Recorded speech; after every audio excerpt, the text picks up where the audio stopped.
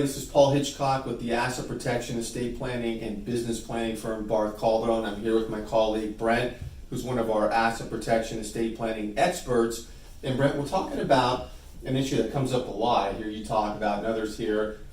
Here's the scenario where there are parents with multiple kids. So let's say they have 4 kids, and one of the parents passes away. And now the assets are going to be going to the kids on the second death. And the parents own multiple rental properties. They have a house, they have stocks, bonds, and cash, life insurance, and they just are giving everything to the kids in equal amounts. Now the kids are fighting, right? Because some don't want to keep the houses, some want to sell them, and one of the kids has been appointed the trustee, and the other kids don't think that that person knows what they're doing, and so this could be 10 different scenarios, but you get the idea. So how do you handle that, and how do families avoid, when they're doing estate planning, this scenario? It's a great thing to talk about, Paul, because it's something that comes up all the time. It came up, for my wife and I with multiple kids. It's how do we do this, and it's an area that we need to be very mindful of as we're creating an estate plan. One of the big goals we have is to avoid fighting, right? We don't want any of our kids, we don't want to think of a world where our kids are bickering over, who gets what and how do we distribute things, and so this comes up a lot.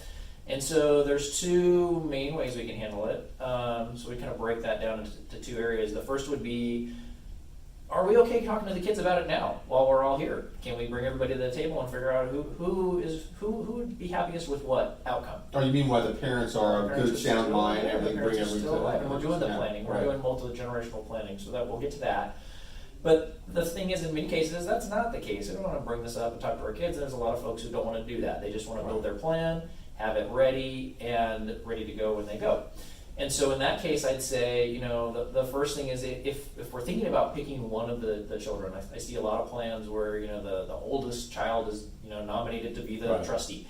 And then if not the oldest, then the next in line and so forth. And that's difficult. Whoever you're picking, if I can think of my 4 kids, I've got, the oldest is in charge. Whatever they do is going to be wrong. None of them are. Right. Because that sibling rivalry that was there when they were little kids, it'll come right back when mom and dad are gone. And so how do you get around that, though? Better not to list them in that fashion. If you really are, set on, I need to list the kids to do this, you can set up a democracy type of a situation with them if you want to. But preferably, what I would do is say, let's hire somebody outside of that group to do that, so they can keep the relationship for their lifetime, so that there's not this, why did they put, Johnny in charge and not me? That's not fair. Right. And so when you do that, you can pick from a variety of people. It can be people that you trust within your family that can do this. It can be people that are professional trustees. We do it oftentimes for folks because we know the families. We know what they're trying to accomplish, and we get to know the kids as well. So it's a good way to do it. It costs a little bit of money to hire a professional trustee, but I think that's a great first step to have that buffer so the kids aren't fighting with each other right off the bat with that. Right. Or if we're not doing that, at least name someone like your lawyers as the trust protector. Trust protector's job is to replace a trustee if they're not doing their job right, or if there's fighting and we need to talk, rather than let's go to court and spend family money on lawyering up to do that. Right. Let's have trust protectors who can solve those problems and replace a trustee if we need to. That's one thing that is really key. Makes a lot of sense, yeah. In addition to that, though, we need to be thinking about, if we've got multiple properties here, we've got properties that, if we're going, a quarter, let's say. Right. Well, life doesn't work like that. We don't just evenly go, okay, I want this quarter of the house, and you guys do what you want with the rest of it. Because some kids may have age kids of their own. They say, hey, I want money for college, and the others say, well, I like the income. So stuff like that, right? That comes up a lot, and so, or you'll have people that are, this is the house that I want to have because I live in this area or whatever, and so if you're wanting to keep the properties for a period of time, you can leave them in trust for the families, and they can stay for the kids' lifetime, and then generationally that way. But in many cases, we want flexibility. We want them to be able to, if they need to sell a property, sell a property. If they all agree, hey, let's keep this one or sell this one, great. But what if they don't? And then that becomes an issue of, do we have the right amount of liquidity here to deal with these situations? Meaning, are there liquid assets that will allow them to even things out at the end? So in other words, can we take and say, okay, so for this property, I want this one, and I'm going to buy the rest of my siblings out with the cash that mom and dad left me, so I can do that. They come off the deed, and then they get the other properties, and they can sell them if they want to. We do that. If there's not a lot of liquidity, in many cases there's not, and we don't know if there will be at the end of the day because asset levels will change.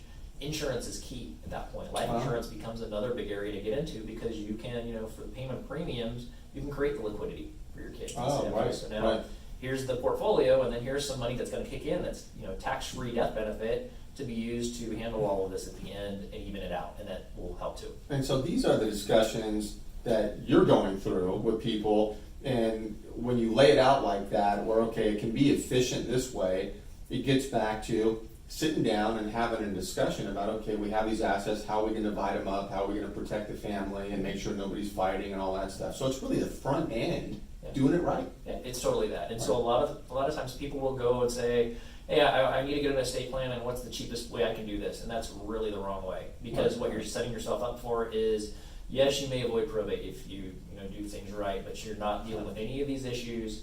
And so our preference would be, if the family is one that communicates with each other and can talk about these topics, let's have a frank conversation about it. Right. And let's talk about it so that everybody knows, hey, this is what we'd like to have happen, mom and dad, not that we want you to go, but here's what we foresee happening, and if we could work it out this way, that'd be great. Then we know. Conversation is held that way, and oftentimes, we're not only the lawyers for the parents, but then the kids, we come right back to them, remember the conversations we had, and it's a friendlier way to say we're a team here. Let's not create an argument, let's create a solution that everybody is happy with. Right, love it, great information. Thanks, Brent. Thanks everybody for jumping on. We'll see you next time. Thanks.